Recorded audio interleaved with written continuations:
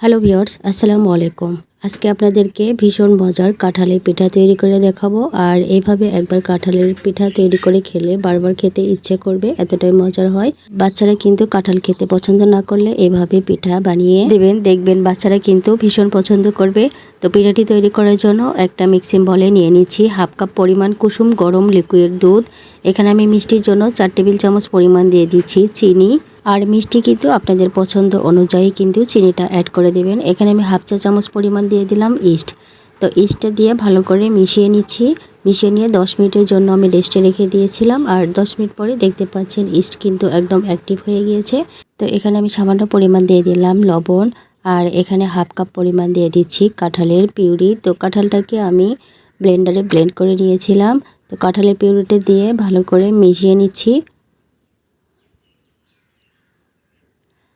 মিশিয়ে নেওয়া হয়ে গেলে এখানে দিয়ে দিচ্ছি আমি 1 কাপ পরিমাণ ময়দা।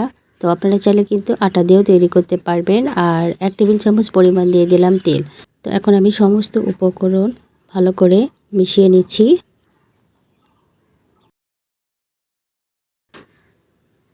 তো এখন আমি হাত দিয়ে ভালো করে মাখিয়ে নিচ্ছি। আর খুব বেশি কিন্তু নরমও হবে না, আবার খুব বেশি কিন্তু পাতলাও হবে না, মাঝামাঝি অবস্থায় এই ব্যাটারটা তৈরি করে নিতে হবে।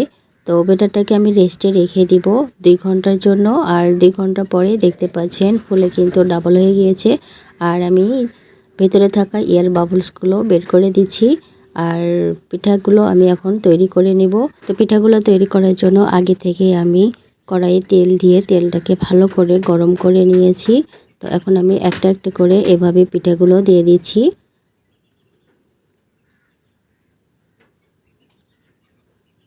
তো পিঠাগুলো দেওয়া হয়ে গেলে উল্টে পাল্টে পিঠাগুলো আমি ভেজে নেব। তো একবার যখন হয়ে এসেছে তখন আমি উল্টিয়ে দিচ্ছি, দিয়ে একদম সুন্দর একটা কালার চলে আসা পর্যন্ত ভেজে নেব। তো দেখতে পাচ্ছেন সুন্দর কিন্তু একটা কালার চলে এসেছে। আর ওপরে কিন্তু খুবই মুচমুচে হয়েছে। এখন আমি তেল থেকে উঠিয়ে নিচ্ছি। আর সবগুলো পিঠাই কিন্তু এভাবে আমি বানিয়ে নিয়েছি। তো সবগুলো পিঠা আমি বানিয়ে নিয়েছি। আর দেখতে পাচ্ছেন কতটা লোভনীয় লাগছে। আর খেতেও কিন্তু ভীষণ মজার হয়, ওপরে মুচমুচে হয় আর ভেতরে কিন্তু খুবই সফট হয়। একবার হলেও এভাবে ট্রাই করবেন, দেখবেন ছোট থেকে বড় সবাই কিন্তু খুবই পছন্দ করবে।